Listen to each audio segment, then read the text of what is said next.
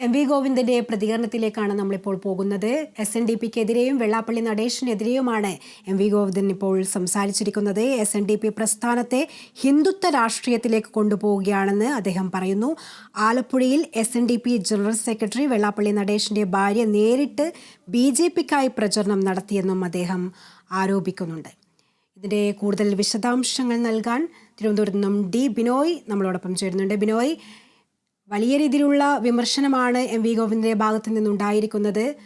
വെള്ളാപ്പള്ളി ഈ SNDP പ്രസ്ഥാനത്തെ ഹിന്ദുത്വ രാഷ്ട്രീയത്തിലേക്ക് കൊണ്ടുപോകുന്നു എന്നുള്ള തരത്തിലൊക്കെയുള്ള ഒരു വിമർശനം, അതുപോലെ തന്നെ BJPക്ക് പ്രോത്സാഹനം നൽകുന്ന തരത്തിലൊക്കെയാണ് എന്നുള്ളതൊക്കെ അദ്ദേഹം പറയുകയുണ്ടായി. എന്തൊക്കെയാണ് അദ്ദേഹത്തിന്റെ പ്രതികരണം?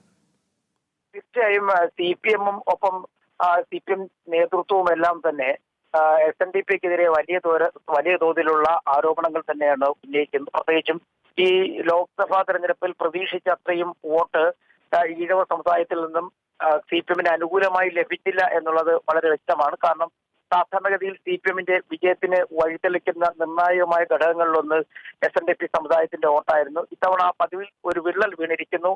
ആ വിള്ളലിന്റെ ഭാഗമായി തൃശ്ശൂരിൽ BJP വിജയിക്കുന്നു. പല സ്ഥലങ്ങളിലും BJPക്ക് അനുകൂലമായ തരത്തിൽ വോട്ട് കൂടുകയും ചെയ്തിരിക്കുന്നു.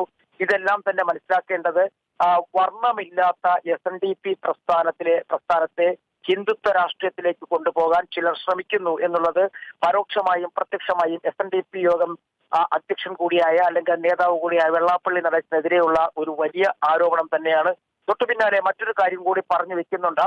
അദ്ദേഹത്തിന്റെ ഭാര്യയായ പ്രീതി നടേശൻ ആലപ്പുഴയിൽ BJPക്ക് അനുകൂലമായി വോട്ട് പിടിച്ചു അല്ലെങ്കിൽ വോട്ട് പിടിക്കാൻ രംഗത്തെത്തിയ തരത്തിലെ ആരോപണവും മുന്നോട്ട് വെക്കുന്നുണ്ട്. SNDP സമുദായത്തിന്റെ വോട്ട് കുറഞ്ഞതും ഒപ്പം കോൺഗ്രസിന്റെ വോട്ട് BJPയിലേക്ക് പോയതുമെല്ലാം തന്നെ BJPക്ക് തൃശ്ശൂരിൽ വിജയിക്കാൻ അവസരമുണ്ടായി എന്നാണ് മറ്റൊരു ആരോപണം പുള്ളി ഉന്നയിച്ചിരിക്കുന്നത്. അതുപോലെ തന്നെ വേറൊരു കാര്യം കൂടി പറയുന്നുണ്ട്. CPM-ന്റെ ഭാഗത്തു നിന്നും വോട്ട് ചോർച്ച തൃശ്ശൂരിൽ സംഭവിച്ചിരിക്കുന്നു. അതിന്റെ ഫലമായിട്ടാണ് തൃശ്ശൂരിൽ സുരേഷ് ഗോപിക്ക് വിജയമുണ്ടായിരിക്കും. ഇതെല്ലാം തന്നെ പാർട്ടി പരിശോധിച്ച് വരികയാണ്. നിലവിലെ സാഹചര്യത്തിൽ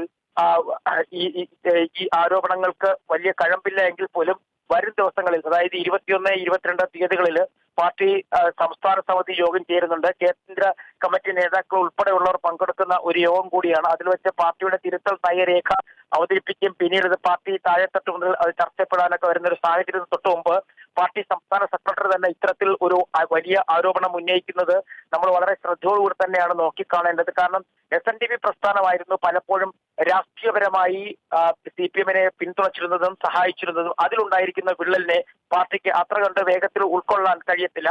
ആ വിള്ളൽ അടച്ചേ മതിയാവുള്ളൂ. അതുകൊണ്ട് തന്നെയാണ് തെളിഞ്ഞുമെല്ലാം തന്നെ പലപ്പോഴായി SNDP നേതാവ് വെള്ളാപ്പള്ളി നടേശനെതിരെ CPM നേതൃത്വം തന്നെ ഇത്തരത്തിൽ ആരോപണങ്ങൾ ഉന്നയിക്കുന്നത്. മറ്റൊരു കാര്യം അദ്ദേഹം പ്രധാനമായും പറഞ്ഞു വെച്ചത് ആമയിഴഞ്ചൻ തോട്ടുമായി ബന്ധപ്പെട്ടതാണ്.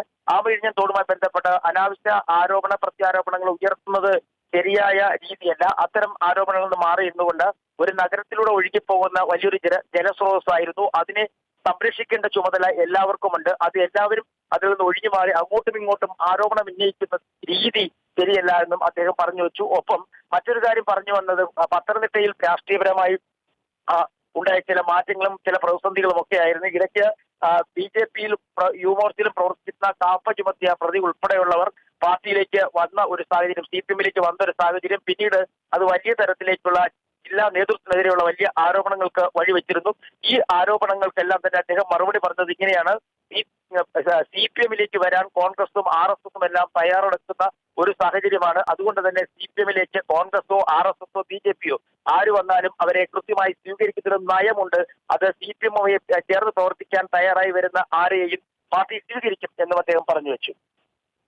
വ്യക്തമാണ്. എന്തായാലും വലിയ രീതിയിലുള്ള ആരോപണവും വിമർശനങ്ങളൊക്കെ തന്നെയാണ് CPIM-ന്റെ ഭാഗത്തു നിന്ന് SNDPക്കെതിരെയും വെള്ളാപ്പള്ളി നടേശനെതിരെയും ഉയർന്നു വരുന്നത്.